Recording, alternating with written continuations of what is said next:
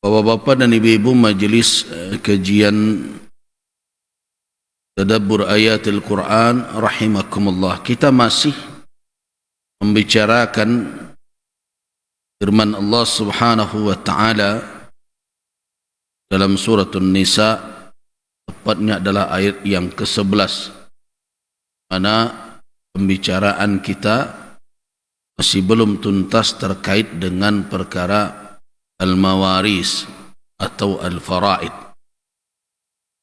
Pada pertemuan yang lalu kita sudah membicarakan tentang apa yang menjadi rukun dan syarat kewarisan tersebut.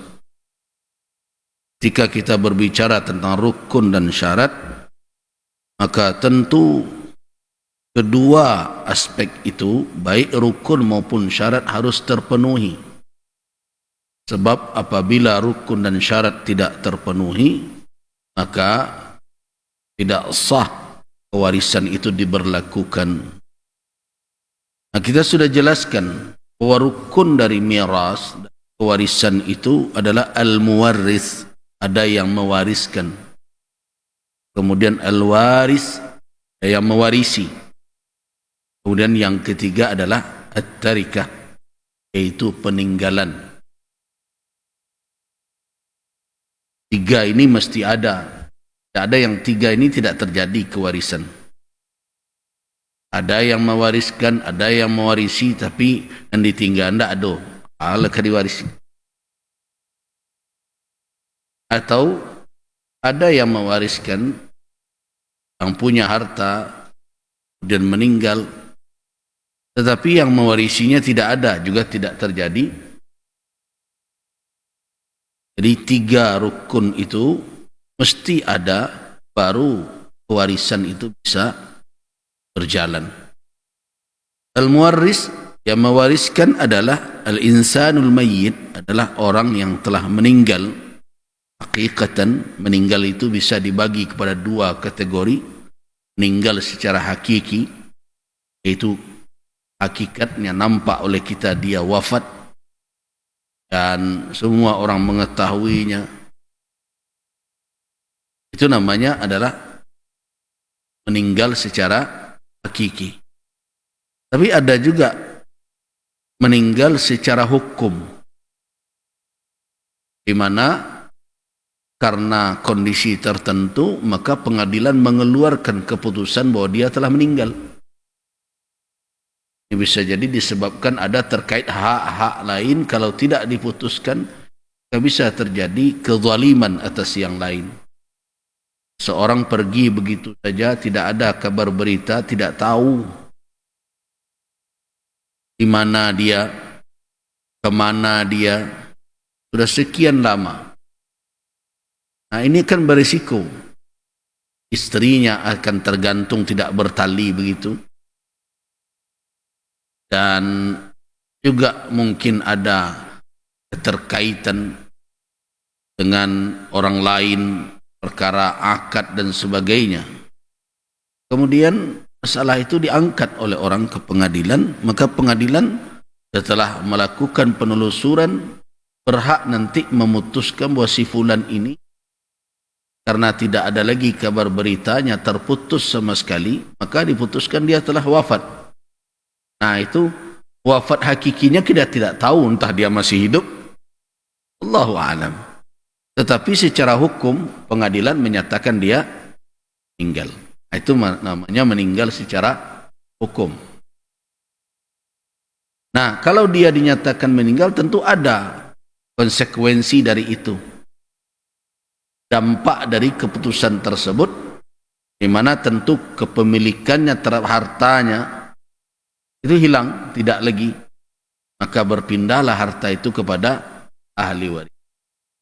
Begitu juga istrinya tentu akan beriddah setelah itu dengan iddah al-mutawaffa, iddah wanita yang ditinggal wafat oleh suaminya, dan seterusnya. Ada efek dari keputusan.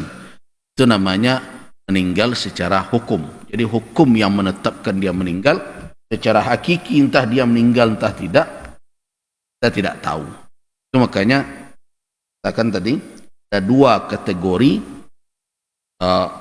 orang itu meninggal. Yang pertama adalah meninggal secara hakiki. Ini tentu bisa terlihat, diketahui, dan yang kedua meninggal secara hukum. Kemudian yang kedua adalah al-waris.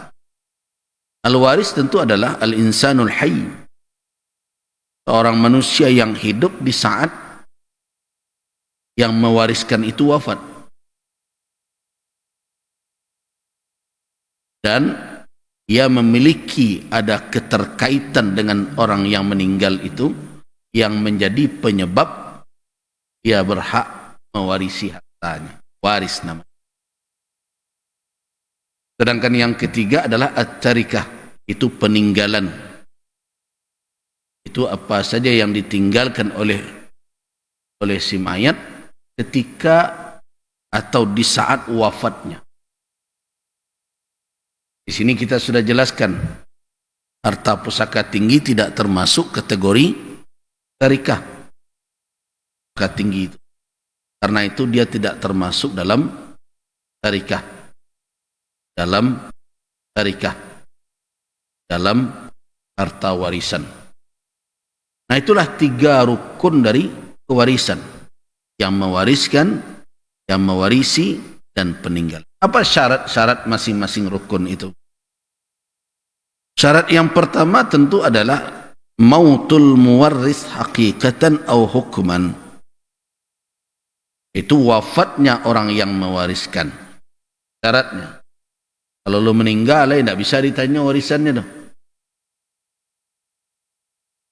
Sedangkan yang kedua syaratnya adalah terbukti hidupnya orang yang mewarisi ketika yang mewariskan wafat. Jangan dahulu pula yang mewarisi meninggal dibandingkan dengan yang mewariskan. Kemudian berikutnya yang ketiga ada sabab yang menjadi penyebab kewarisan berpindah kepadanya. Jadikan dia ahli waris. Nah, sekarang yang akan kita bahas berapa sabab kewarisan itu. Apa yang menjadi penyebab seorang saling mewarisi satu sama. Ada 3 penyebab manusia saling mewarisi. Yang pertama adalah disebabkan oleh hubungan nasab. Makanya saya ingatkan terus orang Minangkabau, jangan hanya kita membicarakan ranji perkauman, tapi juga harus diperjelas silsilah nasab kita. Kenapa? Karena harta di Minangkabau ini ada 2 kategori. Harta pusaka tinggi, nanti ranji perkauman yang menjadi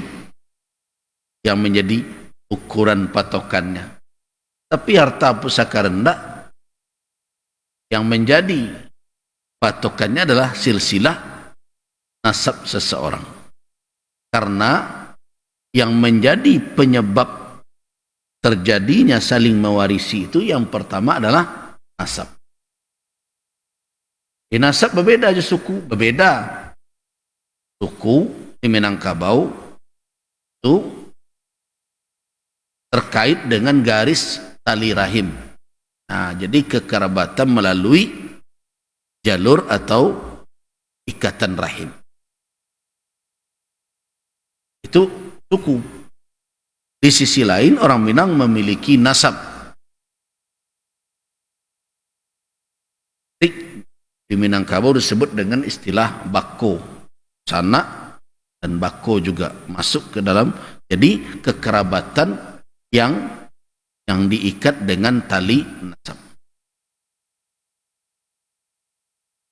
Nah, yang menjadi faktor penyebab orang bisa mewarisi itu bukan ikatan tali rahim tadi dahulu, tetapi adalah ikatan tali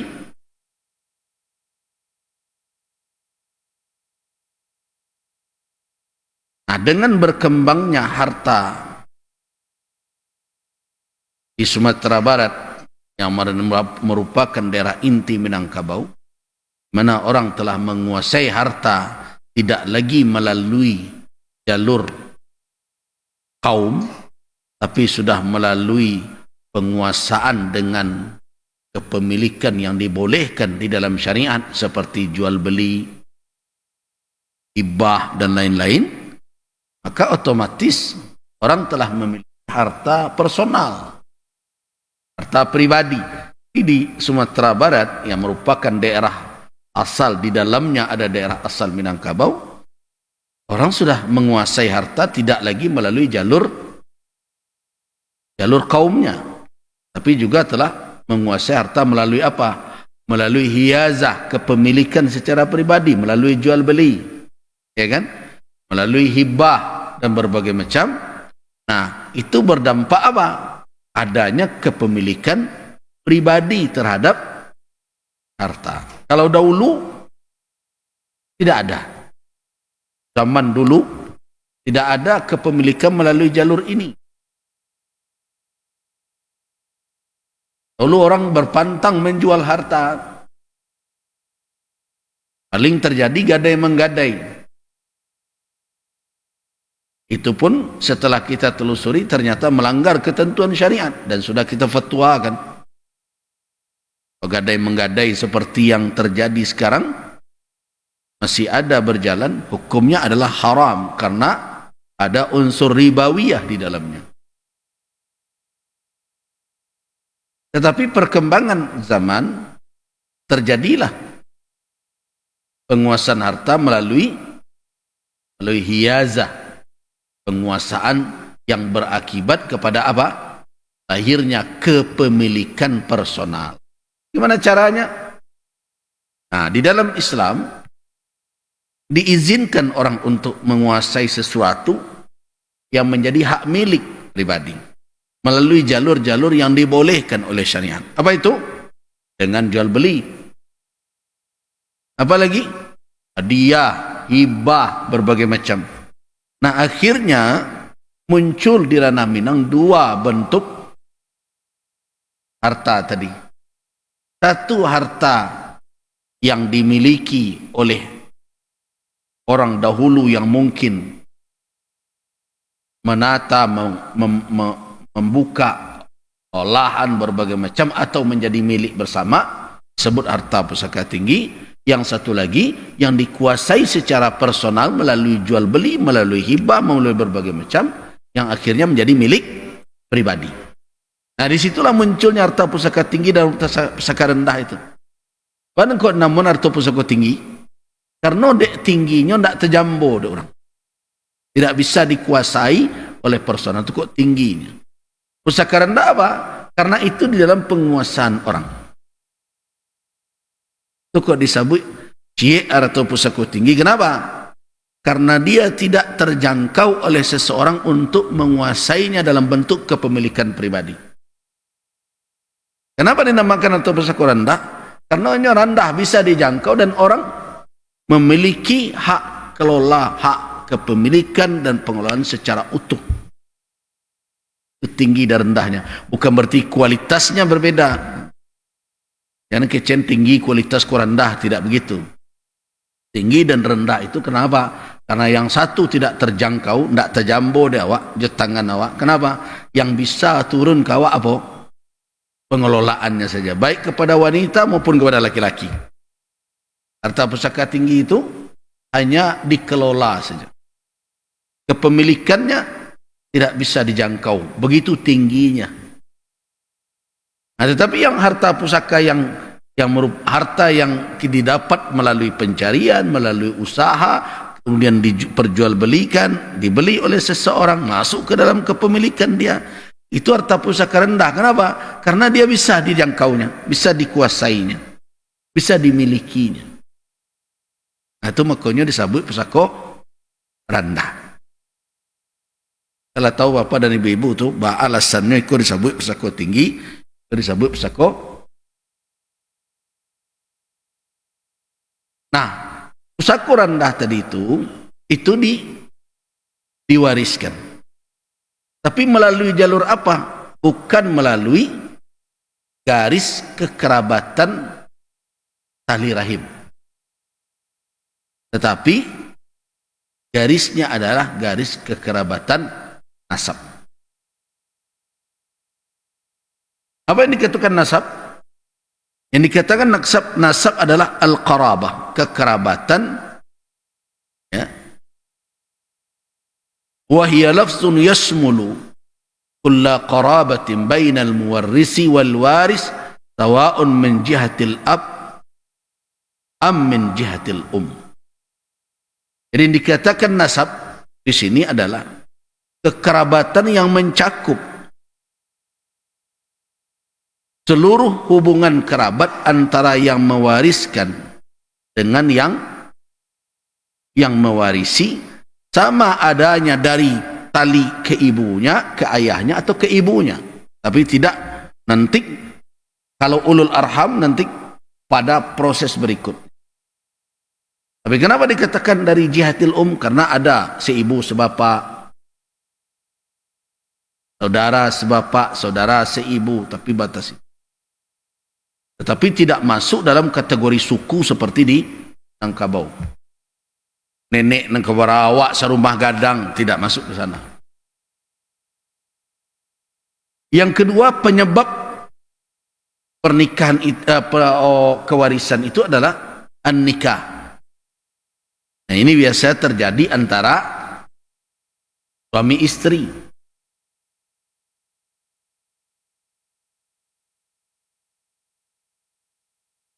Hubungan pernikahan itu telah dipandang sah sebagai alasan untuk saling mewarisi apabila telah terjadi akad yang sah, walaupun belum terjadi pergaulan suami istri.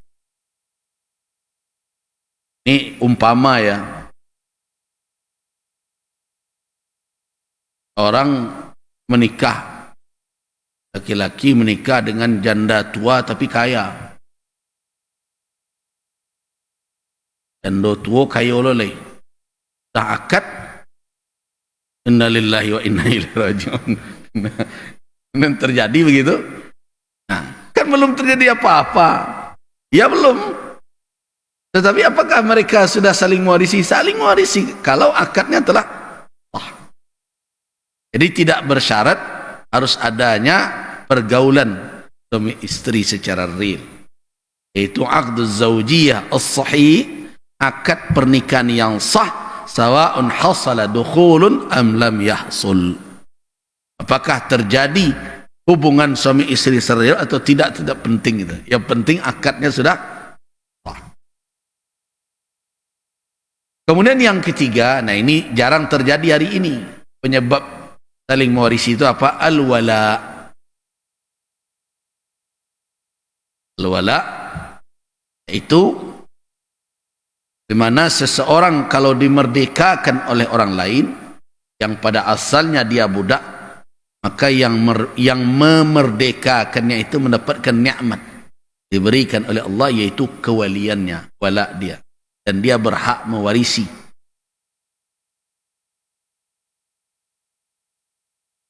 Apa? Yang nomor 3 itu al-wala. Wala itu adalah kewalian yang didapat melalui memerdekakan budak. Jadi budak yang telah dimerdekakan disebut dengan maula dari orang yang memerdekakan. Jadi orang yang memerdekakan mendapatkan kewarisan kalau nanti dalam tata urutan. Jadi kalau tidak ada lagi ahli waris, nanti sampai kepada yang memerdekakan itu dalam tingkatan proses kewarisan dia nanti. Tentu bukan berarti dia mendapat di awal, tidak. Tetap saja nanti ada tingkatan-tingkatan. Yang memerdekakan. Nikmat bagi dia karena dia telah memerdekakan orang yang semulanya berstatus budak. Jadi tuan yang memerdekakan itu mendapatkan kewarisan dari raqiq, dari budak yang dimerdekakannya. Tetapi ini tidak usah terlalu sulit juga membayangkan sekarang. Kenapa? Karena memang sudah alhamdulillah perbudakan sudah